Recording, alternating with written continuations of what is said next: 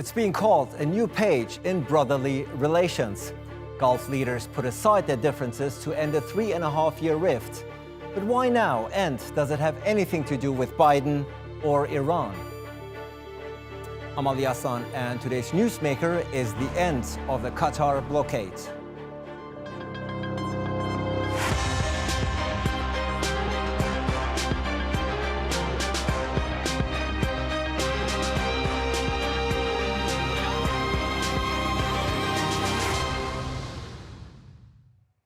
It's being called the Solidarity and Stability Agreement by the Gulf leaders who signed it. And that's exactly the effect they hope it will have. The Al-Ula Declaration brings an end to a diplomatic freeze and trade blockade imposed on Qatar by Saudi Arabia, Egypt, the UAE and Bahrain. But as Qatar repairs relations with its neighbors in the GCC, is there a danger Doha could alienate its ally Iran? Natalie Pahonen has more on how the blockade started and what it took to end it. After 3.5 years of the cold shoulder comes the warm embrace. Saudi Arabia's Crown Prince Mohammed bin Salman and Qatar's Emir Sheikh Tamim bin Hamad Al-Thani masked up but face to face. It's a major breakthrough after a political crisis that has divided the Gulf since 2017. Back then, Saudi Arabia, the United Arab Emirates, Bahrain and Egypt cut diplomatic ties with Qatar, accusing it of funding terrorism, cozying up to Iran and meddling in the internal affairs of other countries. They enforced a punitive boycott blocking land, air and sea routes to Qatar, saying the blockade would only be lifted if Doha met a list of 13 demands, which included closing Al Jazeera and cutting all ties with Iran. Doha has always denied the accusations, and none of those demands were ever met. Nonetheless, the blockade against Qatar has been lifted. The Gulf leaders at the Al-Ula summit have signed a solidarity and stability agreement, and it's been reported that each of the countries present has agreed to respect the principle of non-interference in each other's affairs. But from the Saudi perspective, countering Iranian influence remains high on the agenda. There is a desperate need today to unite our efforts to promote our region and to confront challenges that surround us, especially the threats posed by the Iranian regime's nuclear and ballistic missile program and its plans for sabotage and destruction adopted by its proxies. Among the guests at the summit was Jared Kushner, a nod to the role of the outgoing US administration in this geopolitical arena, with an eye on the incoming Biden White House. The Saudi government says the page has been turned. I'm happy to report that we are at a place where everyone is satisfied and happy. And yes, all the outstanding, whether it's the returning of diplomatic relations, flights, etc., all of that will now go back to normal. Qatar forged its own path during the long winter of brotherly divisions. Mending ties after years of a bitter rift won't happen overnight. But time has been called on this dispute, and it's been replaced with an appeal for regional unity. Natalie Pahonen, The Newsmakers. So, why reconcile now? And has anyone emerged as a clear winner from the reconciliation? Well, let's ask our guests. Joining me from Doha is Majed al Ansari. He's a professor of political sociology at Qatar University. In Jeddah, we have Saudi political and media analyst Khaled Almaeena, and he's the former editor of Arab News and the Saudi Gazette. And from Washington, D.C. is Annelle Sheline. She's a research fellow in the Middle East program at the Quincy Institute. Majed, Saudi Arabia and Qatar have ended their 3.5-year rift, signed the Solidarity and Stability Agreement, and therefore Saudi Arabia, the UAE, Bahrain and Egypt will restore full ties with Qatar, with your country, and the costly land, sea and air blockade it imposed on Doha. How big of a relief is this to and for Qatar? Well, I think for all the peoples of the GCC and the leaders of the GCC, this comes as a great relief. There were a lot of costs and there were absolutely no winners during this crisis. Everybody bled economically, bled politically, and I'm quite sure that all the peoples, governments and officials of these countries are now pronouncing this as a victory for the region and a victory for GCC solidarity, and this is the most important thing, and especially for the peoples of the Gulf. As you know, most people here in the Gulf have family that transcend borders, and for them, the ability now to visit their family members and to resume normal relations with their families and friends is certainly that is something that really makes everybody in the region quite happy. Certainly a good day for Qatar and a good day for the region, Khaled. Nonetheless, if we look at what led to the blockade in the first place, namely Qatar being accused by those four countries of financing extremist groups, most notably the Muslim Brotherhood, Doha's good relations with Tehran, of course, and Al Jazeera. All the three are still in existence. Nothing has really changed, has it? Well, nothing has been changed on the surface. We don't know. Even Mr. Gargash had said about that when asked about whether the 13 demands or the 13 requests, however you term that, were met. But he said there has been a broad outline of things that they could work on. And I think this is a good sign. And as Dr. Majed said before, you will be surprised. I made a quick trip down the streets and so, and you talk to people, a huge sigh of relief. Remember also that the differences were not ideological, as maybe between Saudi Arabia and some other states, but these were things that just crept up, maybe because they were not attended to, but people are truly glad that this is all behind us now, at least for the time being, where more should be done to cement this relationship. Everything is fine now, says Khaled. Annelle, is everything fine now, or do you think there will still be some lingering bad feelings amongst the parties involved?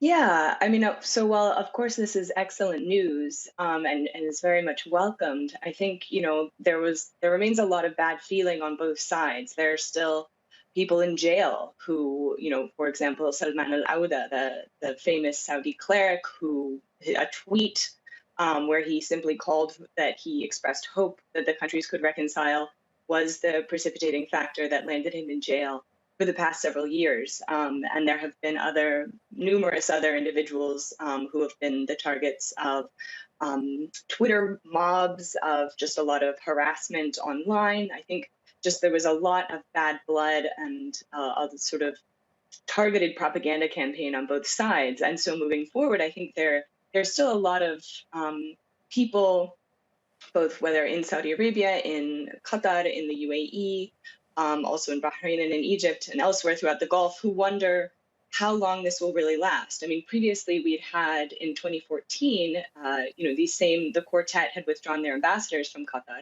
and that dispute was resolved after a number of months. Did not last as long as this current dispute, but this seems to just be yet another iteration of the fact that Saudi Arabia and the UAE continue to feel somewhat dissatisfied with Qatar's behavior, specifically their support for Islamist groups, and obviously their outreach and relationship with Iran. And so moving forward, I could see Qataris wondering, perhaps they would do well to continue to maintain the level of self-sufficiency that they have developed to withstand the blockade. And so, I could see a lot of Qataris wondering about wanting to make sure that they're positioned safely in case this should occur again. Right. Majed, indeed, if you are Qatari, you might be wondering what the 3.5 years were all about. Looking at the facts again about the accusations that were directed towards your country. Again, none of those have really been changed or addressed. The reality on the ground is, if anything, Qatar's relations with Iran has probably only intensified during the boycott, has it not? Well, regarding the relationship with Iran, I think there is always a misleading characterization that Qatar works with Iran as an ally or as a strategic partner, and this is simply not true. Yes, Turkey is a strategic partner to Qatar economically, politically, and militarily, and so is the US. Qatar has a lot of disputes with Iran over some regional issues. Remember, Qatar supported the Syrian revolution and the Syrian groups who are demanding change in the country, and that was in direct contradiction with the Iranian stance of supporting militarily the Syrian regime. And in most incursions by the Iranians in the region, Qatar has been very clear in saying that this is not accepted and that Iran should not meddle in the affairs of countries in this side of the Gulf. However, yes, Qatar has a different outlook on how to deal with Iran, and I think some of the other GCC countries share that outlook. We have to remember that Kuwait and Oman maintain normal ties with Iran, and even the UAE, for example, was until recently, until now actually, the biggest trade partner of Iran in the GCC. However, Qatar does understand that there is a difference in opinion on how to deal with the Iranian threat in the region, and I think this can be addressed on the table of the GCC leaders. All these differences, all these political differences should be addressed within the GCC framework. The only problem that happened 3.5 years ago is that these disputes were taken off the table, and the language that was used and the discussions that were made were not productive of a resolution between the parties involved. Now, there is a new and renewed position. We have a new found framework of working together through the GCC and through the agreement of all four countries. And I think it's very important here to stress that the situation of the region and everything that's happening around us here has changed greatly since 2017. A lot of the things that were in dispute and were very active issues in 2017 are not so right now. And the main external threats that are coming to the region now are economical because of the coronavirus pandemic and its effect on the economy and the oil prices and what's happening in the energy markets. Right. And of course, the tension between Iran and the United States. All of these things now are main external threats to the GCC that require unity, require the leaders and the officials of the GCC to sit down together, manage their differences, manage their disputes, and maintain the minimum level of understanding between them in order to be able to function in this region as a bloc. Right. Interestingly, the Iranian Foreign Minister Javad Zarif has chimed in and offered his opinion via Twitter. He said, "Congratulations to Qatar for the success of its brave resistance to pressure and extortion to our other Arab neighbors. Iran is neither an enemy nor threat. Enough scapegoating, especially with your reckless patron on his way out," meaning Donald Trump. "Time to take our offer for a strong region." Khaled, what would your response be to Iranian Foreign Minister Javad Zarif? Well, I think they should walk the talk. As an analyst, I try to keep away from all this brouhaha. But I truly believe that the Iranians should match their words with their deeds, because there's so many things that are happening. There's evidence that things are going on. And for a long time, people expected. I mean, if you remember King Abdullah, the late King Abdullah, went to Iran, there were talk, but all what you hear are very strange statements by several echelons of the Iranian regime. And these are truly disturbing. In addition, the attacks on the oil fields, the ones at the airport, even as coming as far as Jeddah, these drones coming right and left. So these things, you see, have to stop. Once there is that kind of true belief that there should be dialogue, then I don't think so the Saudis or even the Gulf states would like to continue this, because as Dr. Majed said, we have challenges, and by God we have challenges. We have, apart from that, the scarcity of water in the Gulf, rising population, oil prices down, jobs, so many people entering the job market. These are real challenges which we people on the ground know. Forget what's happening in it. We do not want to be pawns in any international game. We would like to get our act together. We would really like to sit together. The GCC was formed not as an anti-Iran alliance. It did come, of course, on the Iran-Iraq war. But formally, I think it was to have a cohesive landmass with, joint economic projects and all. It has failed in some aspects. It has succeeded in some aspects. The last 2-3 years have been really disturbing. Right. And we all would like to see that this is just behind us and start focusing. And again, I would repeat the amount of happiness, and I'm just not being silly about it, that the people, the relief in all regions of the Gulf with this rapprochement between Saudi Arabia and Qatar, and of course the other states. Right, certainly no lack of challenges in the region, as you have pointed out, Khaled. Annelle, these talks were mediated by Kuwait. Kuwait got a lot of credit for them, and rightfully so. But I think it's fair and safe to say that this deal could not have been accomplished without the backing, support, and urging of the Trump administration. Is that not correct? I mean, I think this has a lot less to do with the Trump administration than the incoming Biden administration. I mean, it was the incoming Trump administration that sort of allowed this crisis to take place in the first place during Trump's first visit outside of, as president, leaving the country, going to Saudi Arabia. It was during that time that the Saudis and the Emiratis engaged in this targeted campaign to sort of paint Qatar as quite similar to Iran, as an equally dangerous sponsor of terrorism. This came up in the Mueller investigation in terms of the amount of money that was being sent at the Trump administration, corruption to sort of convince him of this perspective. And so, the Kuwaitis were instrumental in helping to ensure that this did not result in a military invasion. And I think we need to, remember Sheikh Sabah, who recently passed away, unfortunately, but his important role in making sure that this crisis was not worse than it was. And so now that we have a Biden administration coming in, as the tweet from the foreign minister of Iran stated, that now Saudi Arabia and the UAE can no longer count on Trump and the US to maintain this maximum pressure against Iran. And so they know that it makes more sense for them to sort of fix some of these internal divisions and to, again, focus attention on this perceived threat from Iran. Although, as both my esteemed colleagues have said, the hope is that moving forward, perhaps the whole Gulf, including Iran, could reach a less tense sort of situation. But I don't think we should thank Trump for this. I think we need to thank Biden's election.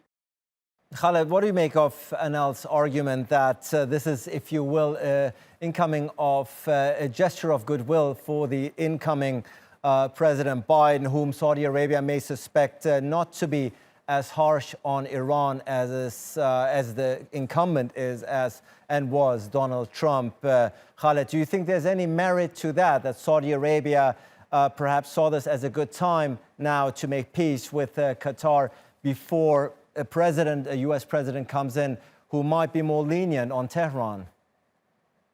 Well, this hype has been going on in the media, and especially in the U.S. media. I don't think so, and I'll be very frank with you. Of course, there are differences, but our differences were internal. By internal, I mean regional differences.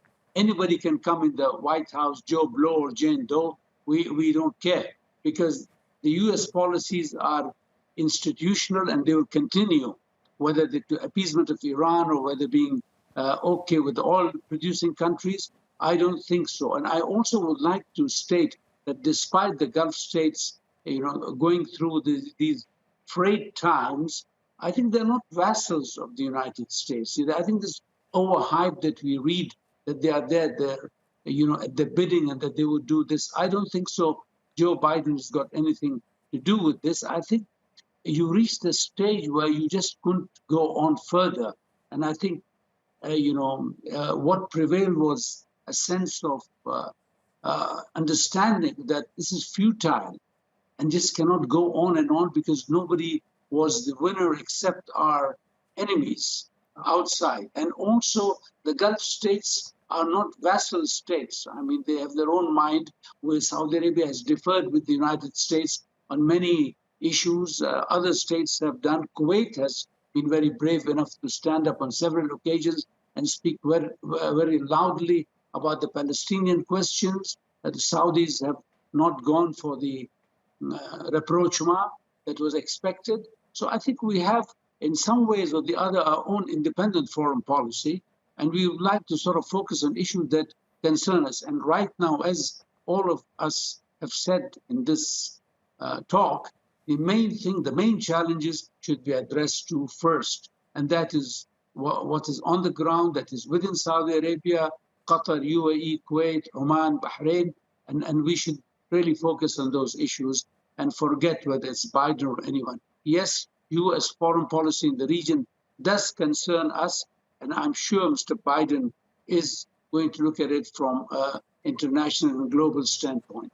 Majed, so this is not then, if we look at your country's good relations with Tehran again, this is not a zero-sum game then, is it? In the sense that signing this solidarity and stability agreement does not, in your point of view and Doha's point of view, does not come at the expense and will not come at the expense of your good relations with Tehran. Did I understand you correctly?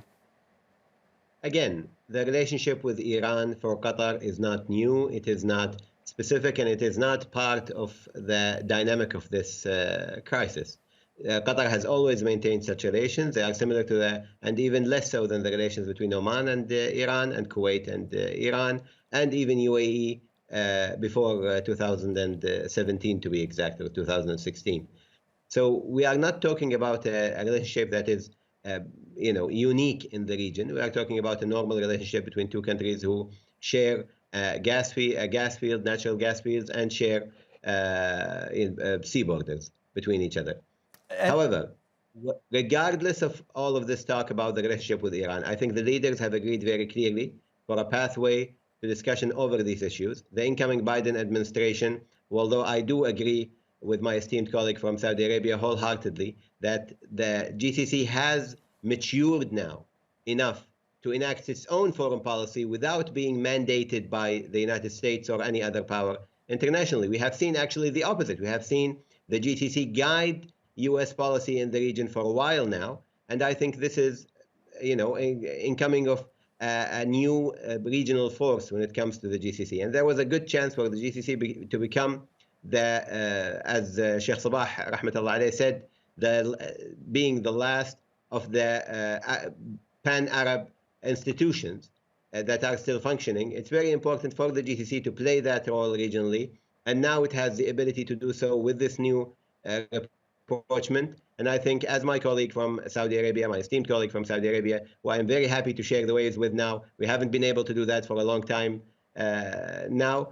As he said very rightly, the challenges that are coming, the external challenges to the GCC now, are the main reason why this rapprochement happens now. And yes, it doesn't have to do with leaving or coming of US presidents. It has to do with the Biden policy towards Iran and the possibility of either escalation in the last days of the Trump era or de-escalation and a new deal with Biden, where the GCC needs to be one bloc to talk with one voice with the Americans and with the Iranians and with all other regional and international players. And now, looking forward, how solid do you think this agreement that's been signed in Al-Ula, how solid will it prove out to be? How strong will it turn out to be? Do you think this is a peace, this is a reconciliation that will last? I certainly hope so. As my colleagues have said, this is certainly in the interest of the GCC. But I think it's important to remember the role of the UAE here. That we had previously seen statements coming out of Saudi Arabia that sort of indicated a willingness for this disagreement to end the blockade. We saw that Qatar had sent very clear signals to Saudi Arabia, for example, after the attack on the oil facilities in fall of 2019.